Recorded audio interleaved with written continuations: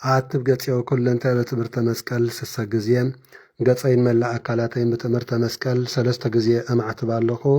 በስመ አብ ወወልድ ወመንፈስ ቅዱስ አሃዱ አምላክ አሜን። በስመ አብ ወወልድ ወመንፈስ ቅዱስ አሃዱ አምላክ አሜን። በስመ አብ ወወልድ ወመንፈስ ቅዱስ አሃዱ አምላክ አሜን። ይትባረክ እግዚአብሔር አምላክ አበዊነ ለዘአብጽሐነ እስከዛቲ ሰዓት ዘአቆመን ውስተ ዛቲ አውደ ምሕረት ለወደ ባሕዚር አምላኽና በዓይነ ምሕረት ጠሚቱ ዝተባረኸን ተቀደሰን መዓልቲ ከም ዘውዓለና ዝተባረኸን ዝተቀደሰን ምሸትን ለይትን ድማ ይግበረልና አሜን። ክቡራን ዓይነተ እግዚአብሔር አቦታት ካህናት፣ ለእካነ ምስጢር ሓዋት ዲያቆናት፣ አቦታት አዴታት፣ መናእስያት ህፃናት ብናይ ጌታናን አምላኽና መድሓናን ኢየሱስ ክርስቶስ ፍጹም ሰላም ኣብዘ ዘለናዮ ሰላም እግዚአብሔር ምስ ኩላትና ደቂና ሓበረ ትንሣኤኹም ድሓን ደምሲኹም ከመልኩም ኣምሲኹም ህዝበ ክርስቲያን ድሓን ደው ዒልኩም ከመልኩም ዒልኩም ሰላም ኣምላኽ ይሓልወና ይሓልኹም አሜን። በስመ አብ ወወልድ ወመንፈስ ቅዱስ አሐዱ አምላክ ስም በቅድስት ሥላሴ እንዘ አምኖት ማፀንከ ደከ ሰይጣን በቅድመ ዚአትም የቅድስት ቤተ ክርስቲያን እንተ ኢትስሚ የማርያም ጽዮን ለዓለም ዓለም ነአኩ ተከዜን ሰባሃከ ንባርከ ከዚዮን ተአምነከ ንስእለከ ከዚዮን ተውቃከ ንገንለከ ዚዮን ቀነ ለስምከ ቅዱስ ሰግድለከ ወዘለከ ይሰግድ ኩሉ ብርክ ወለከ ይትቀነይ ኩሉ ልሳን አንተ ውእቱ አምላከ አማልክት ወእግዚአ አጋእዝት ወንጉሠ ነገሥት አምላክ አንተ ለኩሉ ዘሥጋ ወለኩላ ዘነፍስ ወንጽዋከነ በከመ ኀርነ ቅዱስ ወልድከ እንዘ ንብላ አንተ ምሰሰበ ጸልይ ከመ ዝበለ አቡነ ዘበሰማያት አሜን። አቡነ ዘበሰማያት ይትቀደስ ስምከ ትምጻእ መንግሥትከ ወይኩን ፈቃድከ በከመ በሰማይ ከመ በምድር ሲሳየነ ዘለለ ዕለተነ ሀበነ ዮም ህድግ ለነ አበሳነ ወጌጋየነ ከመ ንሕነግ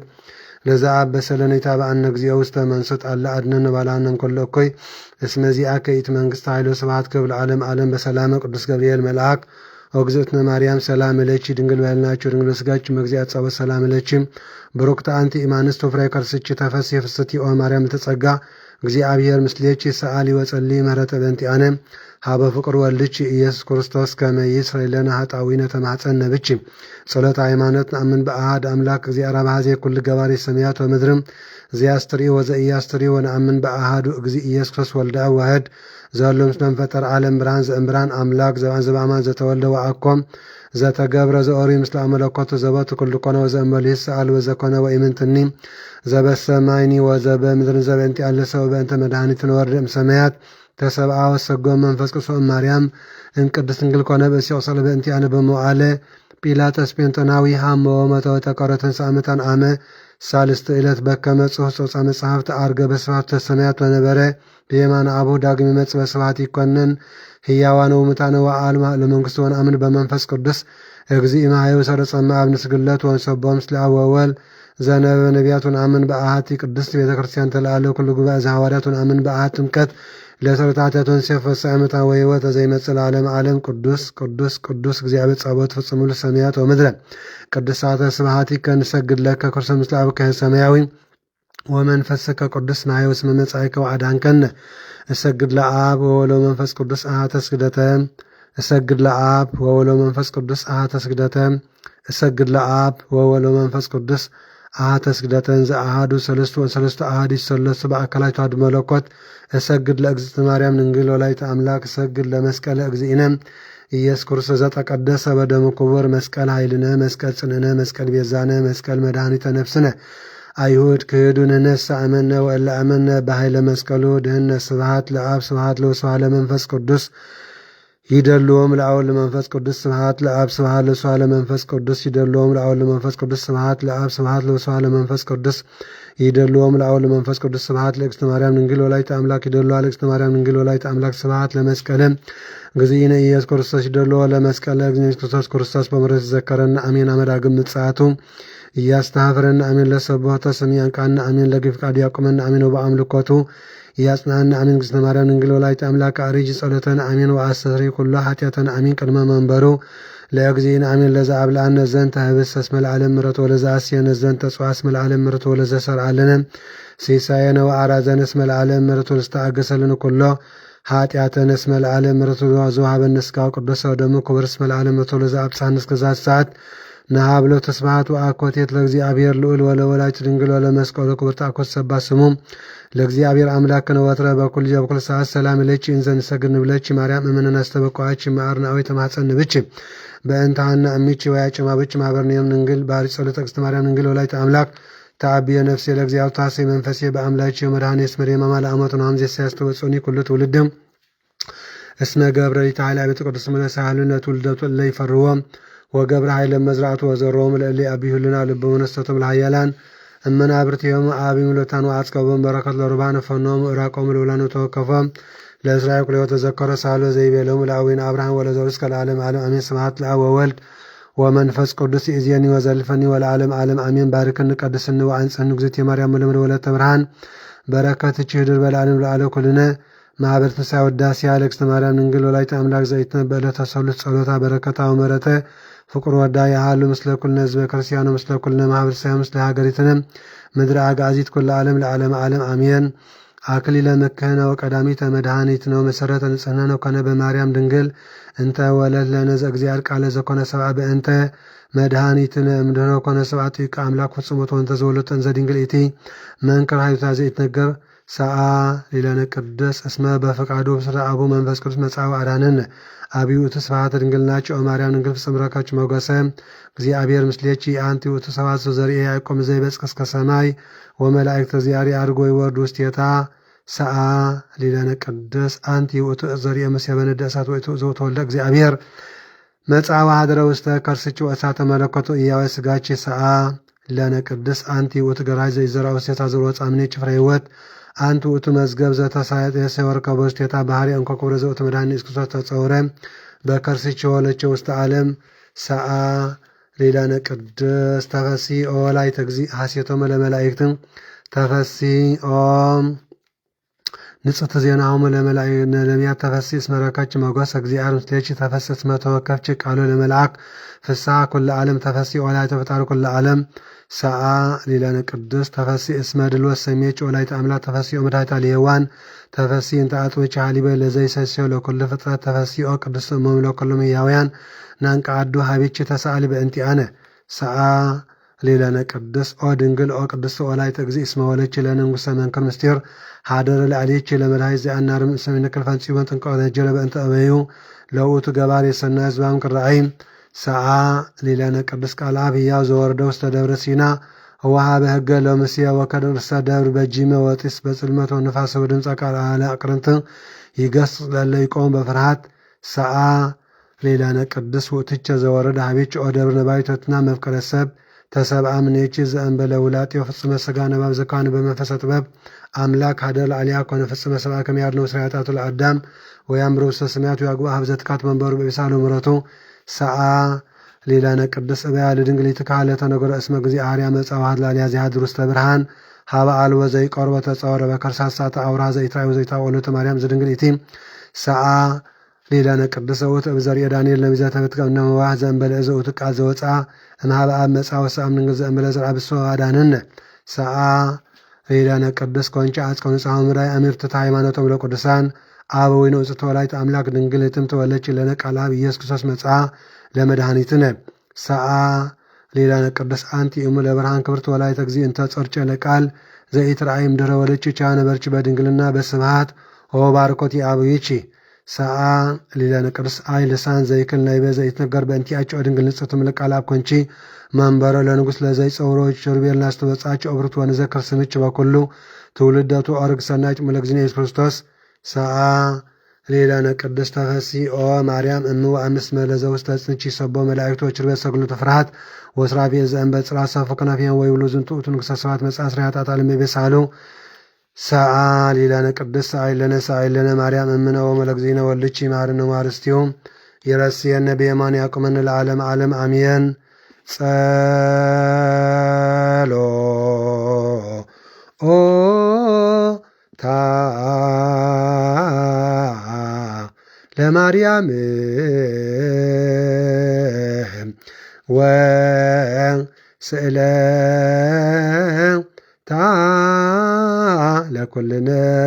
ሕዝበ ክርስቲያን ቀበነ ማተ ወልዳ ጸሎ ኦ ታ ለማርያም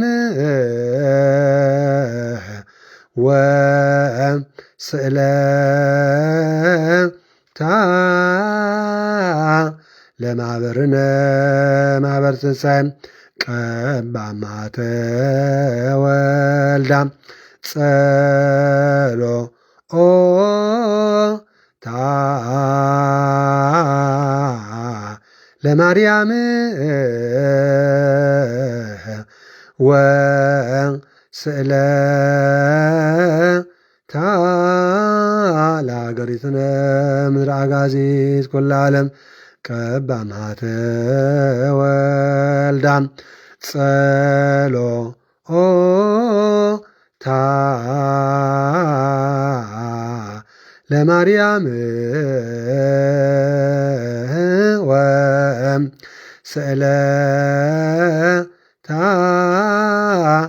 ለኩልና አግበርቲከ ወአማቲከ ኩሎም ክርስቲያን ወለዘምቀ ሥላሴ ከበነ ማተ ወልዳ እግዚኦ መሐረነ ክርስቶስ እግዚኦ መሐረነ ክርስቶስ እግዚኦ መሐረነ ክርስቶስ ባርከነ እግዚኦ አምላክነ ውስቶና ሰማይ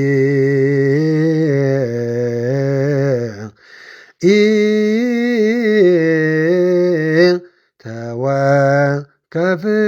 ጸሎተነ መሐረነ እግዚኦ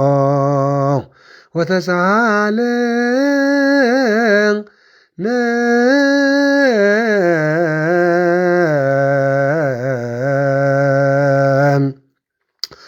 ማሪ አምላክ ማረን ሰላም ሳነ አጋስ ዓለም ሥላሴ መረትን ንያዴና ቅድስት ማርያም ወላዲተ አምላክ በረከት ረድኤትን ናይ ኩሎም ቅዱሳን ሕሩያን እግዚአብሔር አምላክ ተረዳይ ሓልወና ሰላም ዘውዓለና መድኃኔ ዓለም ክርስቶስ ሰላም ዘሎ ምሸትን ለይትን ድማ ይሕድረና አሜን። አቡነ ዘበሰማያት አሜን። አቡነ ዘበሰማያት ቀደስ ስምከ ትምጻእ መንግሥትከ ወይኩን ፈቃድከ በከመ በሰማይ ከመ በምድር ሲሳየነ ዘለለ ዕለተና ሀበነ ዮም ህድግ ለነ አበሳነ ወጌጋየነ ከመ ንሕነድግ ለዘአበሰለነ ኢታብአነ እግዚኦ ውስተ መንሱት አላ አድኅነነ ባልሃነም ኩሎ እኩይ መዚአከ ኢት መንግሥተ ኃይለ ስብሐት ክብለ ዓለም ዓለም በሰላም ቅዱስ ገብርኤል መልአክ ወግዝእትነ ማርያም ሰላም ለኪ ድንግል በልናቸው ድንግል መስጋችን እመእግዚአብሔር ጸባኦት ሰላም ለኪ ብሩክት አንቲ ኢማን ፍሬ ከርስኪ ተፈሥሒ ሐሴትዮ ማርያም ልተጸጋ እግዚአብሔር ምስሌኪ ሰአሊ ወጸልይ መረተ በእንቲአነ ሀብኩር ወልድኪ ኢየሱስ ክርስቶስ ከመ ይስረይ ለነ ኃጣውኢነ ተማፀነ ብኪ ተማፀንኩ በኪዳንኪ እግዝእትየ ማለቶም ጸሎተ በረከታ ወምሕረተ ፍቁር ወዳይ ሃሉ ምስለ ኩልነ ህዝበ ክርስቲያኖ ምስለ ኩልነ ማኅበረሰብ ለዓለመ ዓለም አሜን። ለዓለመ ዓለም አሜን። ለዓለመ ዓለም አሜን። ሁሉንም ተሻግራ ኦርቶዶክስ ተዋሕዶ ሀገር ናት የሰጠች ክብር ነፃነት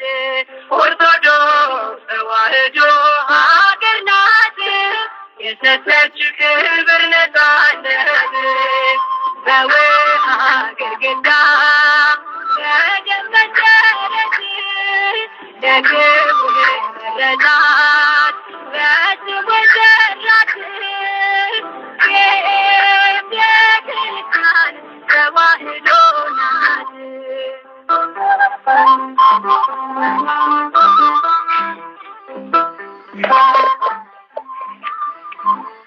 አሜን። ስለቲ ቅዱስ ቃሉ እግዚአብሔር አምላክና ዝኸበረን ዝተመስገነን ይኹን አሜን። እምበኣር ሎሚ ዕለት 15 ጉንበት ካብ ዝቀፂልና ቃለ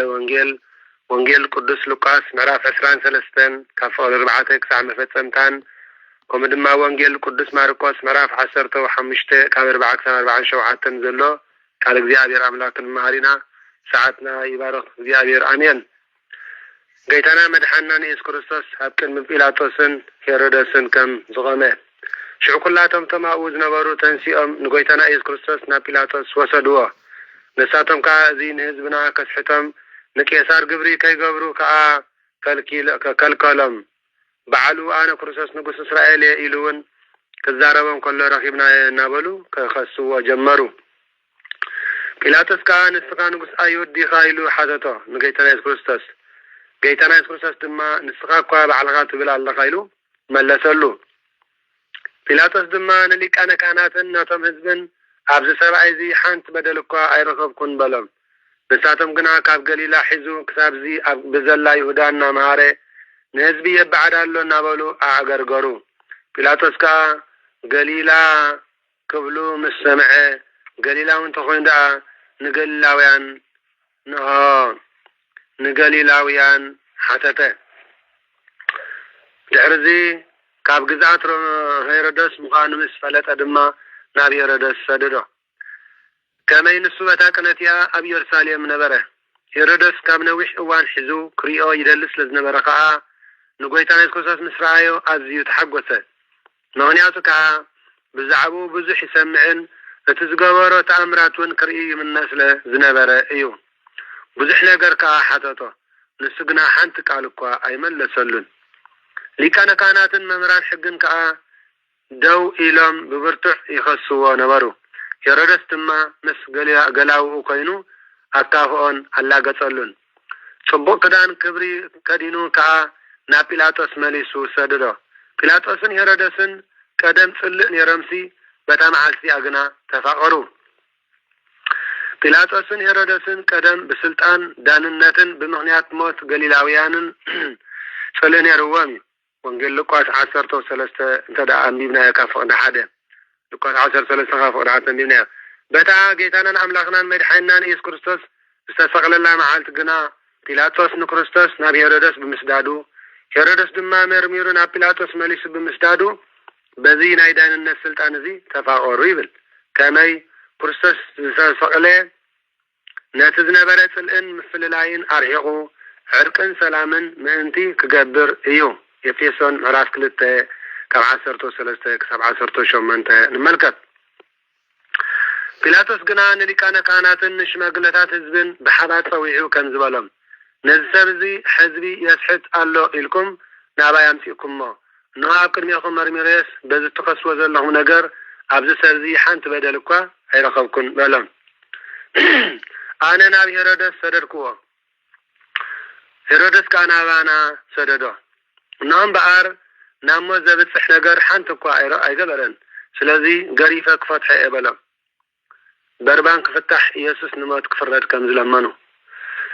ብበዓል ግና ሓደ እሱር ክፈትሓሎም ንብር ነበረ እቶም ህዝቢ ድማ ኩሎም ነዚ ነው በሎ ንበርባን ዳፍትሓልና እናበሉ ዓው ኢሎም ሓቢሮም ጨደሩ በርባን ግና ብምብዓድ ከተማን ብምቕታል ነፍስን ተኣሲሩ ዝነበረ እዩ ጲላጦስ ድማ ንጌታና መድኃኒናን ኢየሱስ ክርስቶስ ክፈትሖ ደልዩ ከም ብሓድሽ ተዛረቦም ንሳቶም ግና ስቀሎ እናበሉ ጨደሩ ጲላጦስ ከዓ ሳልሳይ ጊዜ እንታይ ክፉእ ገበረ እነሆ ናብ ሞት ዘብፅሕ ምክንያት ኣይረኸብኩሉን ስለዚ ገሪፈ ክፈትሐ የበሎም ንሳቶም ግና ኣዝዮም ዓዊሎም ክስቀል ኣጽኒዖም ለመንዎ ቃሎምን ቃል ሊቃነ ካህናትን ከኣሰዓረ ጲላጦስ ድማ ልመኖኦም ክፍጸመሎም ፈረደ ነቲ ክፍታሕ ዝለመንሉ ብምብዓድን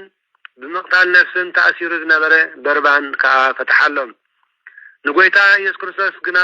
ከም ድላዮም ክገብርዎ ኣሕሊፉ ሃቦም ናይ ሓዘን ጉዕዞ ማለት እዩ ድላዮም ክገብርዎ ኣሕሊፉ ሃቦም ንጎይታናን አምላክናን መድኃኒናን ኢየሱስ ክርስቶስ ሒዞሞ ክኸዱ ከሎ ከዓ ንስምዖን ቄረናዊ ካብ በረኻ ከኣቱ ከሎ ሓዝዎ ነቲ መስቀል ጎይታና ኢየሱስ ክርስቶስ ተሰኪሞም ከዓ ደድሕሪኡ ከም ዝስዕብ ገበርዎ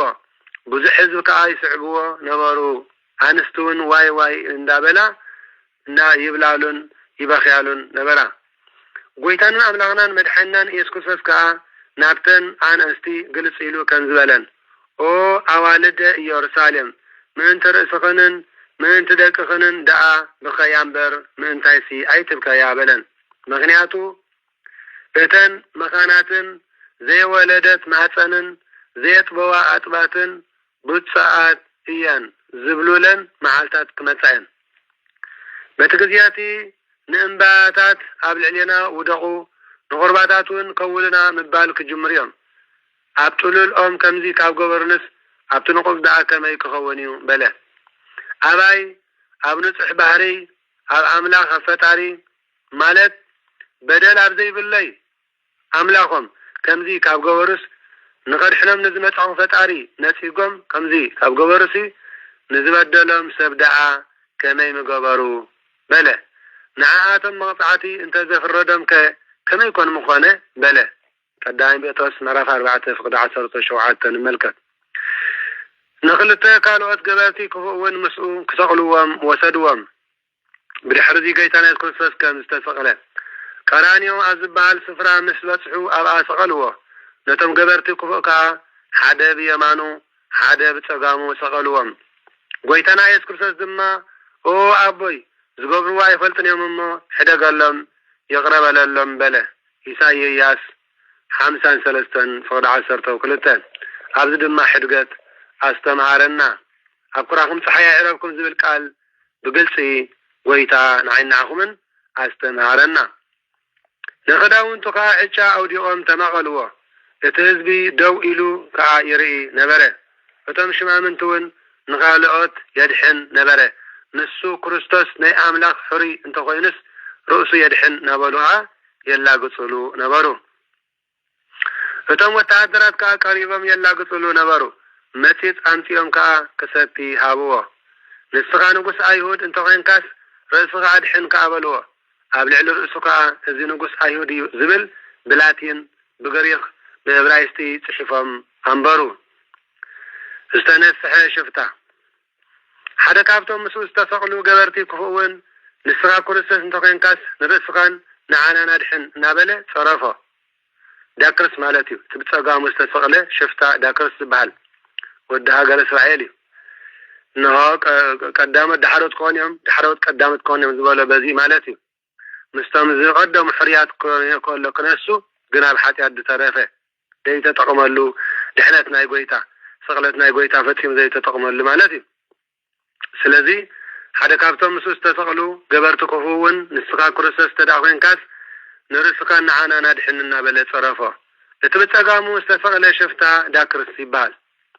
اتكالايو غنا مالت اتغبصاوي كم زبله ناي عذاب مثالي خوينو زموتن امنزراتاتن منغسه سمايات نمئتاو تناسيحم كقدمهم يوم زبله مالتي انتان እግዚአብሔር አምላክ ዶ ግዳ አይትፈርህኒኻ አነ ንስኻን አብዚ ከም ዝብለ መቅጻዕቲ ክንህሉ ከለና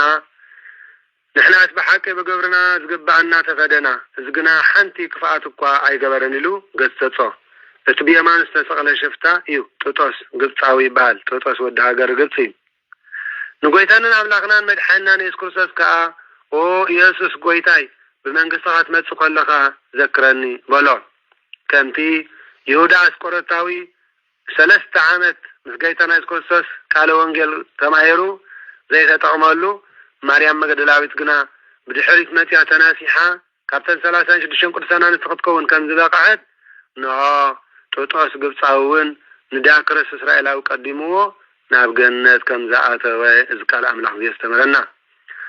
ጎይታና አምላክና መድሓና ንስኩስ ድማ ሎሚ አዚኻ እመን ኣብ ገነት ምሳይ ከም ትኸውን በሐቅ ብለካለኹ ድማ በሎ ስለዚህ ድማ እግዚአብሔር ንጻድቃን አብልቦም አሎ እግዚአብሔር ንጻድቃን አብልቦም አሎ ንሓጣን ድማ እግሮም ሓጣን ይኸቦም እግሮም መዓስዮም ድምለሱ መዓስዮም ዝናስሑ መዓስዮም ዝጣዓስ እንዳለ ኩሉ ግዜ እግርና ይመጽእ ስለዚህ እዩ ንጦጦስ ኣብታ ናይ መወዳእታ ናይ ዓርብ ስቅለት ንሆቃል ምስክርነት ድሕነት ዝኣወጀሉ ማለት እዩ አሜን ኢየሱስ ከም ዝሞተ ቀትሪ ካብ ፍርቂ መዓልቲ ጀሚሩ ፀሓይ ሞተት ማለት ካብ ብርሃኑ ተፈልየ ክሳዕታ 9 ሰዓት ናይ መዓልቲ ድማ ኣብ ኩላታ ምድሪ ጸልማት ኮነ ፀሓይ ጸልመተት መጋረጃ ቤተ መቅደስን ካብ ላዕሊ ክሳብ ታሕቲ ኣብ ክልተ ተተርተረ ሽዑ ጎይታ ኢየሱስ ክርስቶስ ብዓቢ ድምጺ ከም ዝበለ ኦ አቦይ ንነፍሰይ ኣብ ኢድካ እምዓቆባ ኣለኹ ኢሉ ጨረሐ እዚ ምስ በለ ነፍሱ ወፀት ነፍሲ ጻድቃን ካብ ስጋ ትፍለ ከላ ኣብ ኢድ እግዚአብሔር ከም ትዕቆብ ዝገልጽ ቃል እዩ እቲ ሓለቃሚት ግና እቲ ዝኾነ ምስራኤ እዚ ሰብኣይ እዚ ብሓቂ ጻድቕ ነይሩ ነበለ ንኣምላኽ ኣመስገኖ እቶም ክሪኡ ዝተዓከቡ ህዝቢ ድማ እቲ ዝኾነ ምስራዩ ሓፍ አፍ ልቦም እናወቅዑ ተመልሱ ተመልሱ ይብለና እቶም ዝፈልጥዎ ኩሎምን እተን ካብ ገሊላ ሰዓቦ አንስትን ከአ ብርሑቅ ደው ኢሎም ነዚ ይጥምቱ ነበሩ ጌታና ክርስቶስ ከም ዝተቀብረ ኖ ዮሴፍ ዝስሙ በዓል አርማትያስ ዮሴፍ ዝስሙ ሃብታም አማኻሪ ሕያዋይን ጻድቅን ሰብ ነበረ ንሱ ኣብቲ ምኽሪ አይሁድን ግብሮምን ሕብረት አይነበረን ዓዱ ድማ አርማትያስ ዝበሃል ከተማ አይሁድ ነበረ ንሱ ንመንግስቲ አምላክ ጽበያ ንጹሕ ሰብ ነበረ ንሱ ናብ ጲላጦስ ከይዱ ናይ ጎይታና ኢየሱስ ክርስቶስ ስጋ ለመኖ አውሪድኻ ብሓድሽ ነጸላ ንሆ ገነዞ ሰብ ኣብ ዘይተቀብሮ ንርእሲ ኢሉ ኣብ ዘህነጾ መቃብር ከዓ ምስ ኒቆዲሞስ ኮይኑ ቀበሮ ይብል ኒቆዲሞስ ኮይኑ ቀበሮ ሓደ ዓቢ እምኒ አንከራርዮም ድማ ነቲ መቃብር ዓፂዎ ከደ ይብል ሽዑ መዓልቲ ዓርብ መዓልቲ ምድላው ድረስ ሰንበት ነበረ እተን ካብ ገሊላ ምስኡ ዝመጻ አንስት ድማ ስዒ ነው دما ناسحبن مقابرون اتسقون كمي كمستنبرن رعايا تمليسن كاشتون قريقبن هدالوا كناها كمتي تأزاز حقي بسنبت عريفا وعلا كم تأزاز حقي بسنبت نها أعريفا وعلا يبلنا سلتي قدس قالوا بزيار أملاغنا زخبرن زتمسكنن يخون أمين زيار أملاغنا زخبرن زتمسكنن يخون كما دما بتمساسالي قال بزي وانجيل قدس ماركوس مراف 15 وانجيل قدس ماركوس 15 كاب 4 كساب 4 شوحة تنزلو قال زيار أملاغ مسنا نبنكا كم زيبل أمين نوكا أنستي أبرحق قينن يمعدوا نبرا نستاتن كا مريم مقدلاويتن مريم أدي يعقوبن نسون أدي يعقوب نسون يوسان سولومين نبرا مريم أدي يوسسون مالتي نستاتن أبقليلا كله جميرن صعبون زقلقلون كابتن 36 قدسان أنستي إيان مبزحتن تنكالوت كامسو نبي يرساليم زديبا نبرا ويتانا يسكرسوس كم استقبره شعو مشت عربي درو سنبت نبرمو اتن منقست أملاك الصبيان أي بايتو أيوت حفر أما غري يسير بعل أرماتياس مسا فتبعات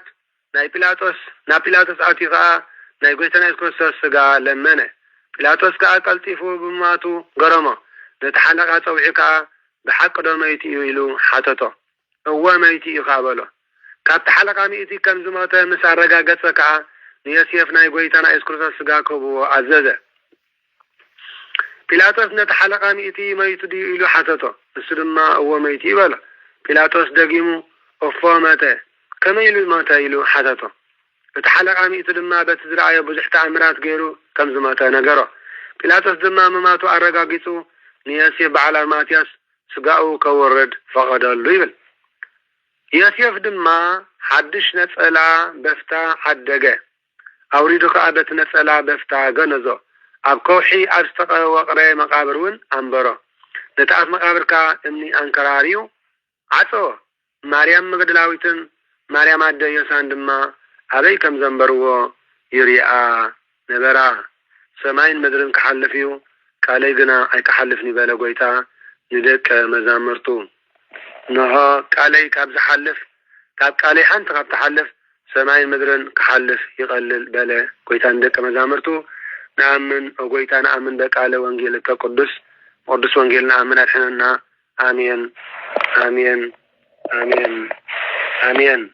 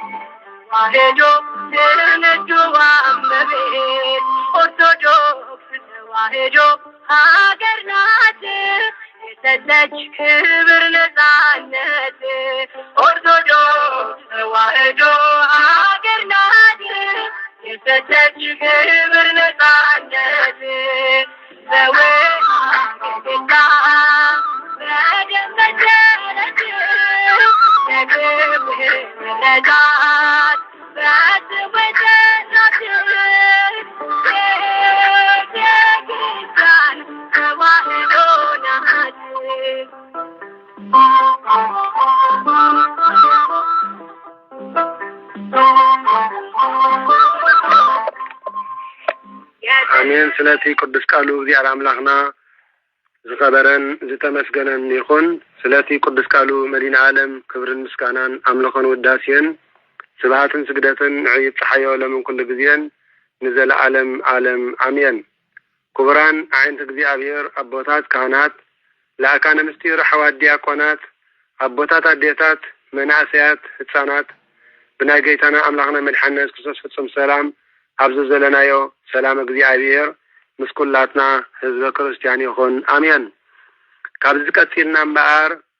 ናይ ዓመቱ ማለት ናይ ዕለት 25 ጉንበት ደሎ ዓመታዊ በዓል ካብዚ ቀጥልና ከነቅርበልኩም نفاتو آمين. مزمور داوود معراف 8 مزمور داوود معراف 8 زاكم سمع ليسيف أما يهور بهير قلت وسمع لسان زي رسايا زي عمر زاك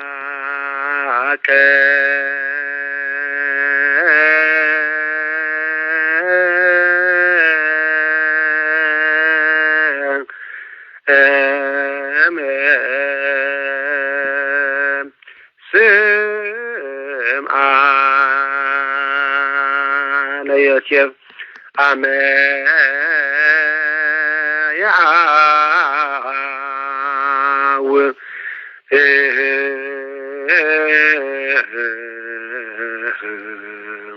بهرق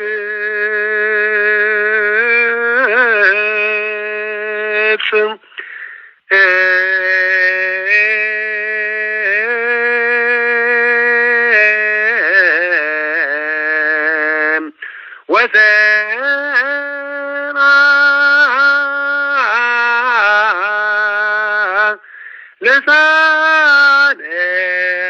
زي عم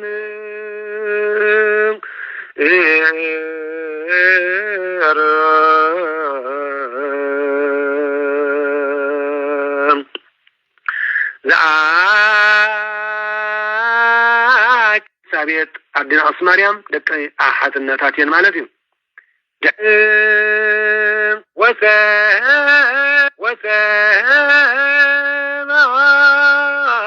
يوي يبحال أبونا ماتات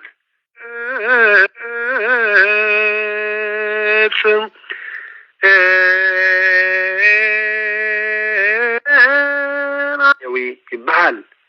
أبونا ماتات 3 أوالد ولده نساتن كا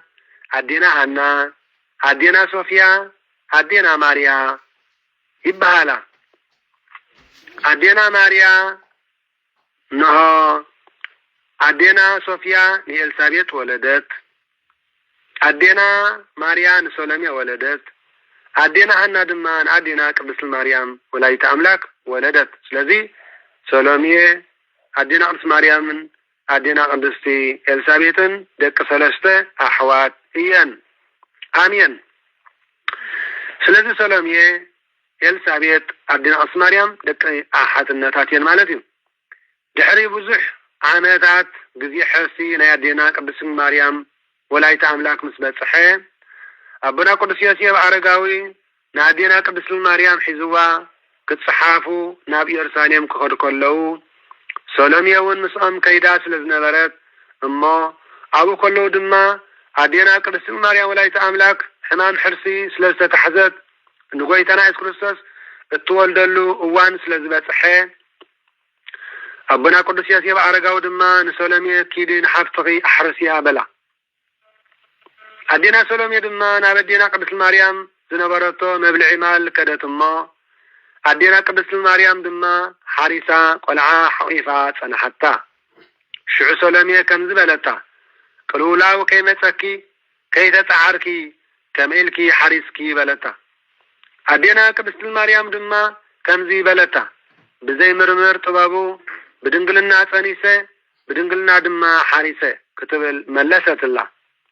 سولميا دما إذا كميلو يخون بمبال كي رعاكو أي عمني بمبال إيدا نام محسن عدينا قدس دنقل مريم سددت بدحرزي عادوا بحوي كم زنددا تخمتيران درقا من كفقاس دما أبيان سأنان شعو سولميا كم زي لالمنت عد بيتاي مريم عد فتاريي عد أملاخي عد مدحانيي بحقي تنبيس تنقرلو سبع استقصرلو مدحانيت كان زولدكي يأمني مو بجخي محرني كتبل لمنتا أدينا قدست قدسان نستنصحان دنقل مريم ولايت أملاك دما كمزي بلتا نعاي زقبركني يبلكن سولونية سمعي نعاي زقبركني يبلكن تايدا ناتي زي مرمر قبرو دينك زفانة فتاري ناتي زي مرمر قبرو كتمرمر سلس دلخيو إذن قرزي عقاتي مكمو نقويتا يقرب للي بليو بلتا سلام يدما اندا بخيت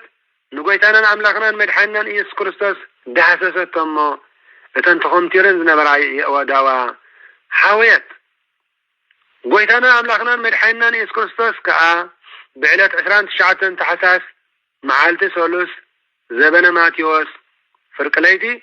عبيت يليهم مبلع مال مستولده إذي قداماي تأمرو الحدش كدان إيو سلامي دما سلاتو كله علتاتو أمسجنت نادينا قدس دنقل مريم دما ماي قديحة انشيتن دعايت تقلقلا نبرت أقلقل تقدسان يقبرنا قزي أبير أقلقل تقزياري يقبرنا قزي أبير أقلقل تقدسان يقبرنا قزي أبير أبقزي سداتو نابقب سوون مسؤم تسدت بزمهني دما ويتانان أملاقنان مدحينان إيس كريستوس نقدس سلامية مستن 36 قدسان أنستي سما كم تقصر جبرة زي أبير مس قدساني أصارنا زي أبير مس قدساني أصارنا أمس حفي وصحفنا مدينة عالم أبقى زي سقلاته دما أب إجر مسكال كوينا مس أدينا قدس دنقل مريم كوينا تبكي نبرت سلامية وانجيل قدس يوحنس مراب 10 الشعات كاب 25 زلك على الملكة يوحنس 10:5 أدينا قدس سلامية كابتن بليتي ناب مقابر قويتا زخدا قدسان أنستون حانتي إيا دحر عرقت قويتانان أملاقنان مدحنان إيس كريستوس دما كاب إغري قدسان حواريات كي تفليت تقلقل نبرت بعار لومي 25 قنبت عمتا وبعالي ذكر عرفتا نقدستي سلامية إيو زي أبيهر كاب إغري قدسان آيات رفنا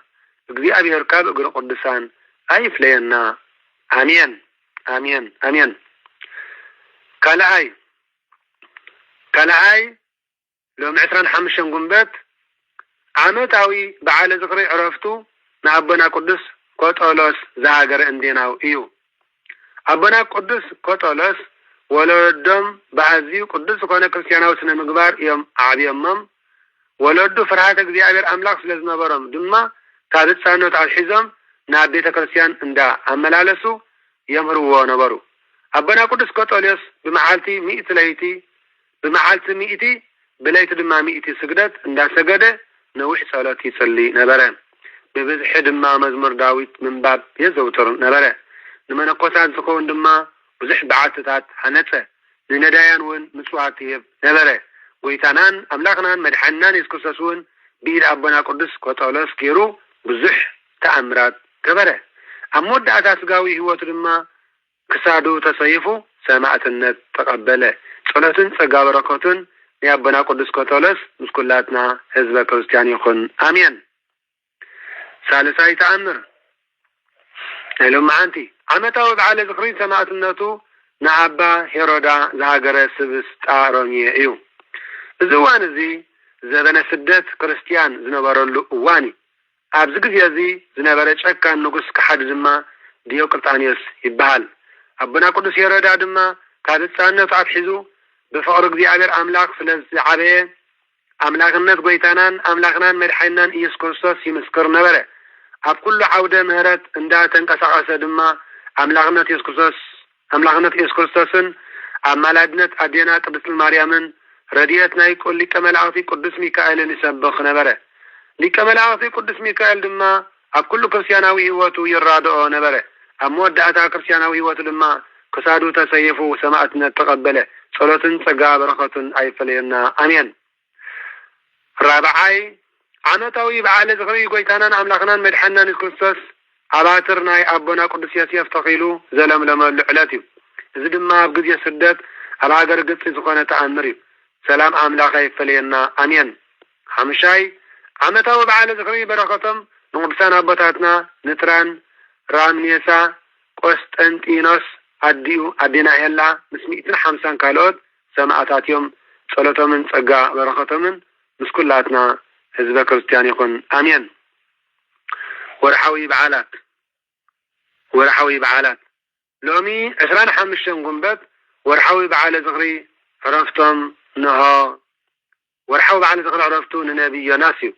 ነቢይ ዮናስ ወዳነታ ኣብ ሃገረ ሰራቢታ ዝነበረት መበለት እዩ። ነቢይ ዮናስ ንህዝበ ነነዌ ቃል አምላኽ አስተምሂሩ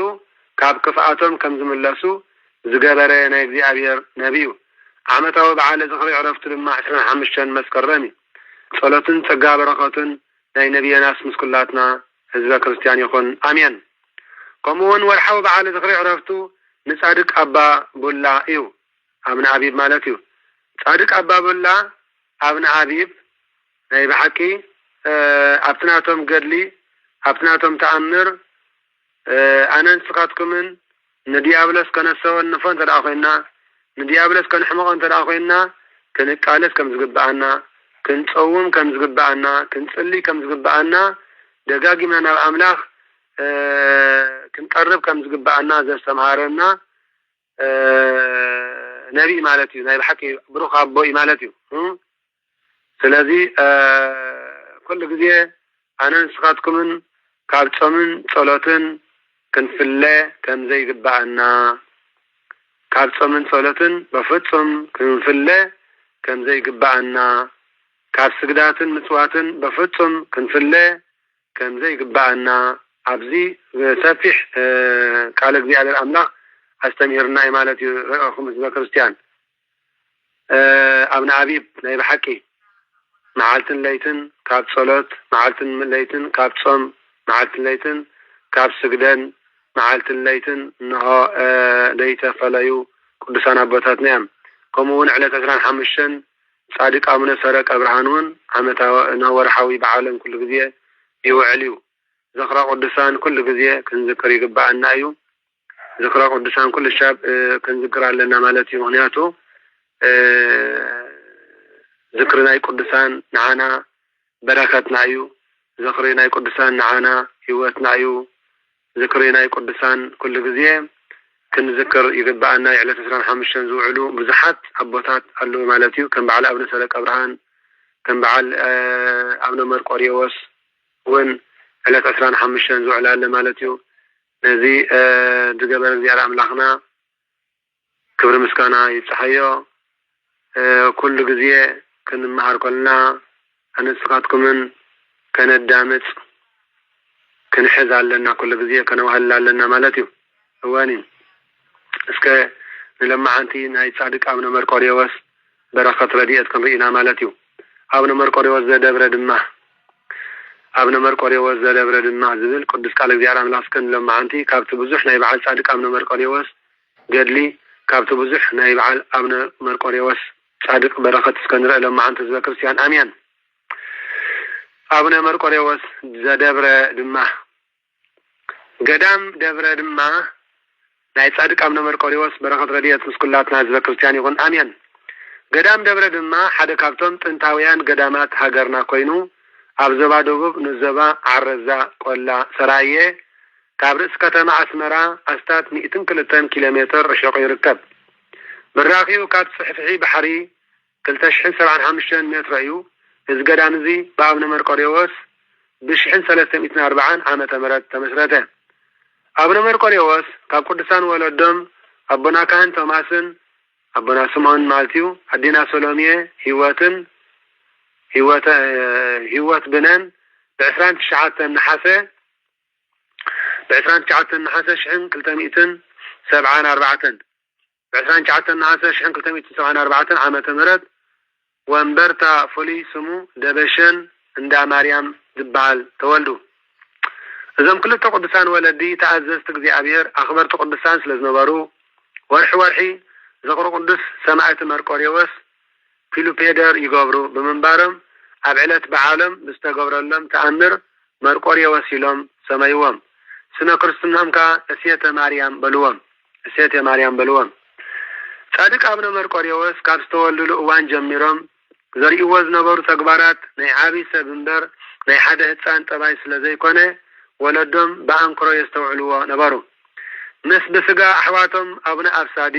አቡነ ማቴዎስን መክበበ ድንግልን አደ አቡነ ቴዎድሮስ ማለት እዩ ብፍቅሪ ድሕሪ ምንባር አቦኦም ካህን ቶማስ ንኽመሃሩ ናበኮኦም አቡነ ጳውሎስ ወሰድዎም። አቡካ ፊደል ቆፂሮም ዝጀመሮ መንፈሳዊ ትምህርቲ ኣብ ውሽጢ 22 መዓልታት 81 መጽሓፍቲ ብሉይ ኪዳንን ሓድሽ ኪዳንን ኣጽፊፉ ተገልጸሎም። ብድሕሪዚ ብፍቃድ እግዚአብሔር ካብ አቡነ ጳውሎስ ናብ ገዳም አቡነ ዳንኤል ሽማና ከዱ። ኣብዚ ገዳም እዚ ትምህርቶም እናቐጸሉ ብዙሓት አረጋውያን ብምርዳእን በአገልግሎት ገዳምን ምስ ጸንሑ ካብ ግብፃዊ ጳጳስ አቡነ ጴጥሮስ ማዕርገ ዲቁና ተቀበሉ። ካብ አቡነ ኤዎስጣቴዎስ ድማ ኣብ መበል 33 ዕድሚኦም ኣብ ደብረ ሽማና ምንኩስናን አስኬማን ተቀበሉ። ንነዊሕ እዋን ብብሕትውና ድሕሪ ምጽናሕ ወንጌል ብምስባክን ክርስትና ብምስፋሕን ኣብ ዝተፈላለየ ዓድታት እናተዘዋወሩ ሰፊሕ ትምህርቲ እናሃቡን ብዙሕ ተኣምራት እናገበሩን ንኣስታት 67 ዓመታት ተጋደሉ። ጻድቅ አቡነ መርቆሬዎስ ብድሕሪዚ ጻድቅ አቡነ መርቆሬዎስ ብመንፈስ እግዚአብሔር ምስ ናይ መንፈስ አቦኦም አቡነ ኤዎስጣቴዎስ ናብ ሃገር ኤርትራ ከም ዝኸዱ ተነጊርዎም ኣብ በራቂት ከዓ ተራኸቡ። ወንጌል እናሰበኹ ኣብ ማይምነ ምስ በጽሑ ግን እዚ ህዝቢ ካብ መገዲ እግዚአብሔር ኣዝዩ ርሒቑ ጸንሖም። ብሰይጣናዊ ምኽሪ ሓቢሮም ድማ ነታ ደቂሶምላ ዝሓዘሩ ሓዊ ኣጉዶ ሓዊ መለሱላ። እቶም ቅዱሳን ኣቦታት ግና በተሃልሃልቲ ሓዊ ከይተተንከፉ ብተኣምራት ድሓኑ። ብድሕሪዚ እቶም ቅዱሳን ኣቦታት ኣብ ቆላ ሰራየ እንዳ ማርያም ብርቋሕ አቡነ ኤዎስጣቴዎስ ን7 ዓመት አቡነ መርቆሬዎስ ድማ ን4 ዓመት ዝኣክል ብጽኑዕ ብሕትውና ኣብ በዓቲ ኣትዮም ኣብዚ ሕጂ ደብረ ደናግል ናይ ደብረ ድማ ኮይኑ ዘሎ ተቐመጡ። ድሕሪ ናይ 7 ዓመት ስባያ ድማ ካብ እግዚአብሔር ረአዩ። በዚ ከዓ አቡነ ኤዎስጣቴዎስ ንኣርሜንያ ከም ዝኸዱ ክንገሮም ከሎ አቡነ መርቆሬዎስ ድማ ብሓደ ዑፍ ተመሪሖም ኣብ ገዳም ደብረ ድማ በጽሑ። ነታ ቦታ ምስ ረአይዋ ከዓ እዚኣ ንዘለዓለም ምዕረፊተያ ምስ በሉ መድኃኒ ዓለም ኢየሱስ ክርስቶስ መጺኡ ብ4 መዓዝኑ ባረኸሎም። ኣብዚ ቦታ እዚ እቶም ህዝቢ ንኣርሜንያ ከም ዝኸዱ ምስ ሰምዑ ኣቦታት ኣዴታት ኣቦታት ረዲኤት ክኾነና ቀዲስኩም ኣቕርቡና ምስ በልዎም ክልቲኦም ቅዱሳን ኣቦታት ብዕለት 18 ጥሪ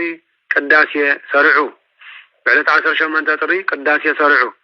አቡነ መርቆሬዎስ ምስ አቦኦም አቡነ ኤዎስጣቴዎስ ብማርታ ተክላይ አቢሎም ኣብ ሱዳን አገልግሎት ወንጌል ኣስፊሖም እዮም።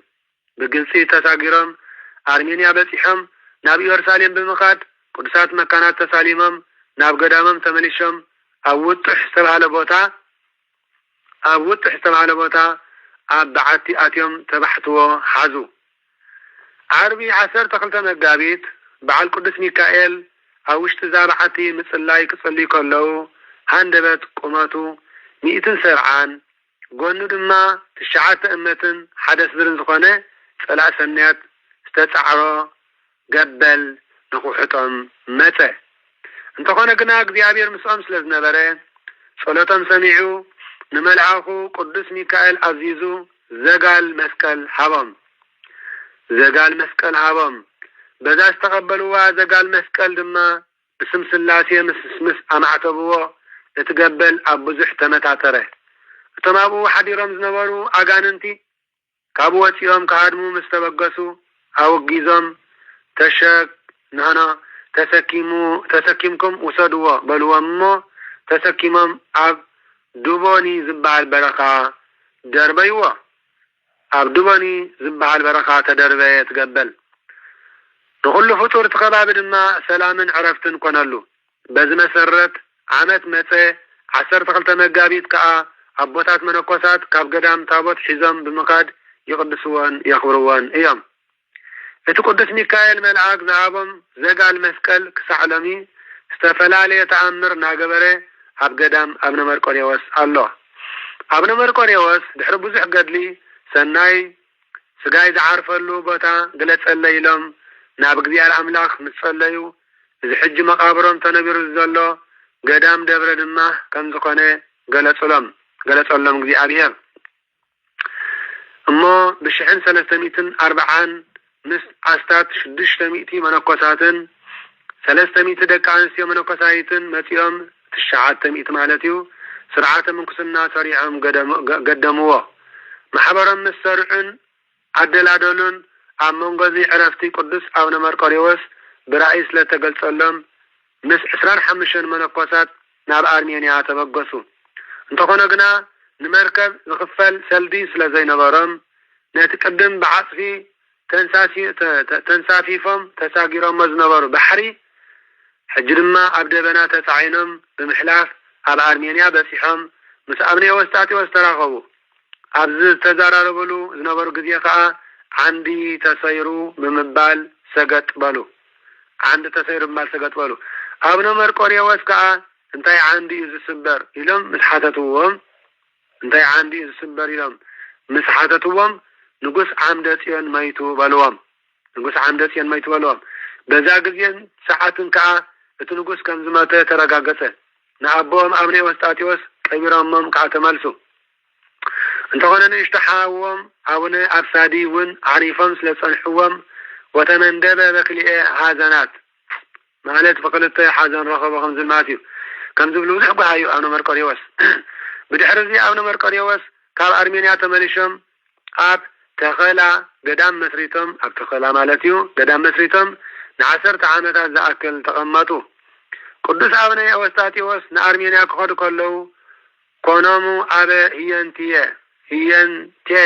ማለት ኣብ ክንዳይ ኣቦ ኹኖም ወላዲ ኹኖም ክብሉ መስቀል ኢድ ዝሃብዎ ንአቡነ አብሳዲ እዩ። ድሕሪ ዕረፍቶም ግና እዚ ሓላፍነት እዚ ኣብ ዝባን አቡነ መርቆሬዎስ ክወድቕ ግድነት ኮነ። በዚ መሰረት እዚ ወንበር ንአቡነ መርቆሬዎስ ተዋህበ። ክሳብ ሕጂ ድማ እቶም ኣብ ገዳም ደብረ ድማ ኣበ ምንየት ዝሽየሙ ኣቦታት ኩሎም በዚ ወንበር እዚኦም ዝሽየሙ። ክሳብ ሕጂ ድማ እዚ ወንበር እዚ ኣብቲ ገዳም ተዓቂቡ ይርከብ። አቡነ መርቆሬዎስ ብዕድመ እናሸምገሉ ምስ ከዱ ንኣባ ገብረ ኄር ኣብ ክንድኦም ማሕበር ክመርሕ ገዲፎሞ ካብ እግዚአብሔር ዝኽርካ ዝገበረ ስምካ ዝፀውዐ መጽሓፍ ገድልካ ዝፀሓፈን ዘፅሓፈን ናብ ገዳም መካነ መቃብርካ ዝነገደን ሞባእ ዝሃበን ክምሕረልካ እየ ዝብል ቃል ኪዳን ድሕሪ ምቕባል ብ16 ታሕሳስ 1411 ዓመተ ምህረት ኣብ መበል 130 ዕድሚኦም ካብዚ ዓለም እዚ ብሞተ ስጋ ተፈልዩ። እቶም ደቆም ከዓ ሞተ ነላዊነ ወተዘረውነ አባጊኡ ተበትከ ሃብለ ራግናት ወተሰጥሙ ህዝብ ውስተ ባህረ ኃጢአት ጓሳና ሞተ አባጊዕ ተበተና ገመድ መልህቅ መርከብ ተበትከ ህዝብ ድማ ኣብ ባሕሪ ኃጢአት ተሓሉ ናበሉ አልቀስሎም። ብድሕሪ ዕረፍቲ ቅዱስ አቡነ መርቆሬዎስ እቶም መነኮሳት ኣቦ ንኽኾንዎም ዝገደፍሎም ኣበ ምንየት ብዘይ ምእዛዞም ብቀዛፊ ሕማም ተወድኡ። ነቶም ኣቦ መርሕዎም ኢሎም ዝሓደግሎም ክእዘዝዎም ብዘይ ምኽኣሎም ብቀዛፊ ሕማም ተወድኡ። ድሕሪ ዝቶም ኣበ ምንየት ካብ ሞት ዝተረፉ ውሕዳት መነኮሳት ሒዞም ናብ ትግራይ ናብ ራያ ብምኻድ ገዳም መስረቱ። እቲ ሓደ እዋን 900 ፈለስቲ ዝነበርዎ ገዳም ባዲሙ ብዘይ ሰብ ተረፈ። እንተኾነ ደቆምን ደቂ ደቆምን ንአቡነ መርቆሬዎስ ከካብ ዘለዎ እናመፁ ኣብ ዓመት ይዓጥንዎን ይቅድስዎን ነበሩ። ሓደ እዋን ግና ኣባ ተክለ ኢየሱስ ተባሃሉ መነኮስ ትውልዲ ዓዶም ዓዲ ህዝባይ ዝኾኑ ብመንፈስ እግዚአብሔር ካብ ባምብቆ እንዳስላሴ ሓማስየን ተመሪሖም ካልኦት መነኮሳትን ኣኻኺቦም ማሕበር ሓድነት ኣቆሙ። ካብዚ ግዜ እዚ ንድሓር ገዳም ደብረ ድማ ሙሉእ መንፈሳዊ ኣገልግሎት ይህብ ኣሎ። እዚ ገዳም እዚ ኣብ ርእሲ ናይ ብሕትውናን ምናኔን ቦታ ምዃኑ ብዙሓት ሊቃውንቲ ዘፍርውን ስለ ዝኾነ ናይ ትርጓሜ መጽሓፍቲ ብሉይን ሓድሽን ቅንየ ምዕራፍን ጾመ ድጓን መዝገበ ቅዳሴን መምህራንን ኣይፈለይዎን እዮም። ገዳም አቡነ መርቆሬዎስ ብፍላይ بفلي زفلت بصعدا صبليو إذا دما أبنا مرقريوس أبنا أبسادن أبنا فيليبوسن أب ودع كبابي قدام دبر دما إمبارورا كوينوم نناتهم بحقي أبقى أرمس قلتو ننا أبتهم بحقي نبقى أرمس تمهللو أبنا فيليبوس أتاد عارف الله قدام يترف أنستي دك أنستياسي أنستيت إنسساون انتقنت أي تتوابلو أبنا عبساد دما دكي يبزحو قبلو كلو تمهللو أبنا مرقريوس دما أنا زقمتو قدام سعدا قبر اللي دكيون لبا من حلنا كان سعدا نصح قبر اللي إلام تصلي سلستيام زيادة أملاك دما كان صلاتهم حابهم بزي مسارة مبار إذا سعدا تصبلهم نزقون حمام بفلاي دما نحمام غانيان نحمام كانسر منشورة مالتيو عباي سعالن شكوريان حمام كوليتن حمام مهتنن كله وزي مسلو حمامات فتن مدعنيتيو نزل سبل زي قدم موساد ناقن كابلبي كننا سحن سقوء ودا مقدس قربان كنقبلن يقبع ناي صادق امر مرقريوت سبل قدم موساد ناقن بقبو بعبات نفسي بقشي كننا سحن بسقوء ودامو كنقبل كنصمدن يقبع يبل الحكيم كم فلي تعمر نايز صعدا صبلكا نلعل 600 عامتات إذا صبل نموتا زقعاته لغدغاد كسا حجي حادث دري عمقت زي بلو زي غدل مخانيو فتصم اي غدل استقعاته بار بركاتم تخافلت المخان بما يصلته من صبله من دما دحنا سغان دحنا نفس كنركب نابز قدام زي كنكيد يقبع كننقد يقبع مصواتنا كنودق يقبع ندامنا مرقريوس كيدنا كنبصحن ما يزقال مسكولون كنبارخن بسعادات صبالهم تماريخنا تحاسبنا ستينا تلخينا كنفوسن قريبير أملاخنا قدس فغاريكن ناي صادق أمنا مرقون يستأنر بزح نلما عنتقن قولوا بابزي كاخلنا ناي مزلنا قذية زقبرنا زردعنا زحلونا نقذي أركن كان يسحيو كمون بمعالتو ناي صادق أمنا سرق أبرهان برخات كان أقرب لكمنا صادق أمنا سرق أبرهانون علتسان حمشتن سلزوعل بعالم قدسنا أمبرقتم بعلاتو كان أقرب لكمنا والسبعات لقذي أبير حرماتنا يمحرلنا قذي أبير والسبعات لقذي أبير وسراتنا يفتحلنا قذي أبير زعرفوا أم حقفة أرهن صحيحكم أم منقصة سمياتي وارسلنا قذي أبير زقاشو من قدم نعلم فليتنا بدفرت كيف لتنا بسحدة زقبرني حاتيات اسمنا أملاقنا يسكسوسي قريبا لنا زنت أبن زقودلن بعثت قوان ملأختي أرملنا مدينة عالم أمين والسبعات لقذي أرزيو معرنو كسوس أبونا زب السمايات وولو منفس قدوس أحد أملاك أمين أين تجابيه ربطاتي كهنات أحوات أحودي أقونات كم من كل خاتكم عزيزة لهم بكريستيان قدسان أبوتات قدسان عديتات كمون بأربعان بسمانيان ستمكم الساعات نزي قال زي أبزي أمسينا يزلنا نتي صدت كابل بزمن شوهتا سلزقوني قالات رح زقل سوى سلزيقوني متمسط قلبي بمنفسه وحساب بنصح لنا ناب أملاخنا أن نستر لمسفت علينا أن نرخبرلن سلزقوني أبزي معبرة سعيد مطاقهم كل خاتكم كمي ويلكم ቅዱስ እግዚአብሔር አምላኽና ዝኸበረ ምስ መስገነን ይኹን ስለዚ ቃል እግዚአብሔር ጸሎትን ኣምሲኹም ኢኹም ምንም ንስኸል የለን ናብቲ ተሪፉ ዘሎ ጸሎት ይምሃረና እሞ ኩላትና ንእግዚአብሔር ኣምላኽና ብሕልና ዘለና ፍቕሪ ብጸሎት እግዚአብሔር ድማ ተቐቢሉ ጸሎትናን ኩሉ ምህለላናን ከቕበለልና ንጸሎት ዝኸውን ሕልና ንሰብስብ مهاري أملاكي مهارنا تسالي أملاكي سهلنا بركة أجزينا إيسوس كريستوس بركة رديت أمراني كفلنا بأبير أملاك بركة كلهم قدساني ملائكة كفلنا زنا مرت البركة يوردلنا سلامي هذا فقر سلام يوردلنا سدتنا سدت بيتنا مرحانينا إيسوس كريستوس يقبلنا بأبير أملاك قدس بأبير أملاكنا أمل العالم دم سلام محرتنا وردلنا الجنكن أم مكران نزلوا هزبنا بذا ساعات زيا زبلا زي بلوم أفقد قرن أصحيتان نزلوا حسنات بيت مأسرتن بحرورون بالسفالة لين مكران نزلوا هزبنا أبقناتنا بحسم مكران نزلوا زيادة أملاخنا ምሕረትካ አውርደልና ቅዱስ እግዚአብሔር አምላኽና ሕሙማን ይፈውሰልና እግዚአብሔር ሕያዋን ይቀበልና ቅዱስ እግዚአብሔር አምላኽና ዘዓረፉ አቦታትናን አሕዋትናን ድማ ምስ አብርሃምን ይስሐቅን ያዕቆብን አንብረልና እግዚአብሔር አበተርወ ገነት ወሀበተ ነጽፈ ዕረፍት ሲበለ እግዚአብሔር አምላኽ አቡነ ዘበሰማያት ንበል። አቡነ ዘበሰማያት ይትቀደስ ስምከ ትምጻእ መንግሥትከ ወይኩን ፈቃድከ በከመ በሰማይ ከማሁ በምድር ሲሳየነ ዘለለ ዕለትነ ሀበነ ዮም ወኅድግ ለነ አበሳየነ ወጌጋየነ ከመ ንሕድግ ለዘአበሰ ለነ ኢታብአነ እግዚኦ ውስተ መንሱት አላድነነ ወባልሐነም ኩሎ እኩይ እስመ ዚአከ ይእቲ መንግሥተ ኃይል ወስብሐት ክብር ለዓለመ ዓለም አሜን። በሰላም ቅዱስ ገብርኤል መልአክ እግዝእትነ ማርያም ሰላም እለኪ ድንግል በልናችሁ ድንግል በሥጋችም እግዚአብሔር ጸባኦት ሰላም እለኪ ብሩክት አንቲ እምአንስት ወቡሩክ ፍሬ ከርሥኪ ተፈሥሒ ፍስሕቲ ኦ ማርያም ልተጸጋ እግዚአብሔር ምስሌኪ ሰአሊ ወጸልዪ ምህረተ በእንቲአነ ሀበ ፍቁር ወልድኪ ኢየሱስ ክርስቶስ ከመ ይስረይ ለነ ኃጣውኢነ ተማኅፀነ ብኪ አሜን። ይፍታ ወይስረይ እግዚእነ ወአምላክነ ወመድኃኒነ ኢየሱስ ክርስቶስ ካህን ሊቀ ካህናት ዘርአሰ ሁሉ ለውሉ ከሰተ ብርሃን ቀረንሳ ስልጣን ጻብን ሐዋርያት አቡነ ካህናት አበ ዲያቆናት አርብ ሕፃናት አግብረ ካህናት ኩሉ ፍትሐን ወንጽሐነ በአፈ ለመንፈስ ቅዱስ ዘወፈይ ብርሃነ እግዚኦ መሐረነ ክርስቶስ መልአሰተ ክልተ ጊዜ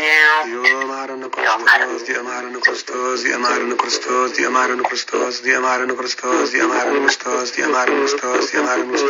ክርስቶስ የመሐረነ ክርስቶስ የመሐረነ ክርስቶስ የመሐረነ ክርስቶስ የመሐረነ ክርስቶስ የመሐረነ ክርስቶስ በዓለ ፍጥረተ ወዘይመጽእ በእንተ ይኩኑ ባለ መንግሥተ ሰማያት በእንተ እግዝእትነ ማርያም ከመሆኑ በዓሰርተ ክልተ ጊዜ በእንተ እግዝእትነ ማርያም መሐረነ ክርስቶስ በእንተ እግዝእትነ ማርያም መሐረነ ክርስቶስ በእንተ እግዝእትነ ማርያም መሐረነ ክርስቶስ በእንተ እግዝእትነ ማርያም መሐረነ ክርስቶስ በእንተ እግዝእትነ ማርያም መሐረነ ክርስቶስ በእንተ እግዝእትነ ማርያም መሐረነ ክርስቶስ በእንተ እግዝእትነ ማርያም መሐረነ ክርስቶስ በእንተ እግዝእትነ ማርያም መሐረነ ክርስቶስ በእንተ እግዝእትነ ማርያም ክርስቶስ በእንተ እግዝእትነ ማርያም ክርስቶስ በእንተ እግዝእትነ ማርያም መሐረነ ክርስቶስ በእንተ እግዝእትነ ማርያም መሐረነ ክርስቶስ በእንተ እግዝእትነ ማርያም መሐረነ ክርስቶስ በእንተ እግዝእትነ ማርያም መሐረነ ክርስቶስ ኢየሱስ ክርስቶስ ኃጢአት በኃጢአት ልዝከ እግዚአብሔር ኃጢአትና ይቅር ይበለልና እግዚአብሔር ላዳኩም በረከቴ ጴጥሮስ ጳውሎስ ይዝረበለከ እግዚአብሔር ታመስረ ኃጢአት እግዚአብሔር ካብ ማእሰርቲ ኃጢአት ይፍታሕኩም ማሕበርና ይደብሮ ቅድመ ጸናን ይሃብኩም ይፍቲ በልዎም ህዝበ ክርስቲያን ኩሎም ስርየት ውሰዱ ተፋትሑ ይፍቲ በልዎም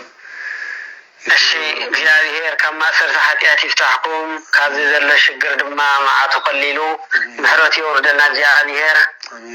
ቶም ዘይትሰርሑ እቶም ንሰርሕ ድማ ተን ዘለዎም ጥሊት ነቶም ዘይብሎም ነዛ ሕማቕ እዋን ተረጋጊፍና ንፀያ ስለዚ እግዚአብሔር ሰላም ለይቲ ይግበረልና አሜን ተመስገን ፈጣሪ ኩሉ ዓለም ተመስገን ፈጣሪ ኩሉ እግዚአብሔር አምላኽና ናይ ጽባሕ ንጉስ ሰባት ይበለና እግዚአብሔር አምላኽና ምስጋና አሜን አሜን እግዚአብሔር አምላኽና ምስጋና ይብጽሕ ፈጣሪ ኩሉ አሜን። ደቂ ማሕበር ትንሣኤ ክቡራን ዓይነተ እግዚአብሔር አቦታት ካህናት ላይካነ ምስጢር ሐዋርያት ዲያቆናት አቦታት አዴታት መንእስያት ህፃናት ሰላም አምላኽ ይሓልወና ሓለኹም ከምቲ ሰላም ዘውዓለና እግዚአብሔር አምላኽ ሰላም ዘሎ ምሸት ኣምሲልና እዩ ከምቲ ሰላም ዘሎ ምሸት ዘምሲልና ድማ ሰላም ዘሎ ለይቲ ይሕድረና እግዚአብሔር አምላኽ ናይ ጽባሕ ንጎ ሰባት ይበለና ዕለት 26 ጉንበት ስለ ኩሉ ነገር ጎይታናን አምላኽና መድሓንና ኢየሱስ ክብርን ምስጋናን ኣምልኾን ውዳሴን ስብሐት ስግደት ንዕኡ ንእግዚአብሔር አምላኽና ይብጽሐሎም ኩሉ ግዜን ንዘለዓለም ዓለም አሜን። ኣብ ጸሎትኩም ዘክሩና ኢኹም ጥዑም ለይቲ ይሕድረና ድሓን ደሩ ኣብ ጸሎትኩም ዘክሩና ጥዑም ለይቲ ይሕድረና ድሓን ሕደሩ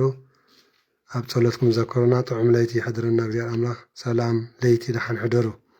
ሰላም ለይቲ ህዝበ ክርስቲያን ድሓን ሕደሩ ሰላም ለይቲ ሰላም ለይቲ ሰላም ለይቲ ሰላም ለይቲ ሰላም ለይቲ ሰላም ለይቲ ሰላም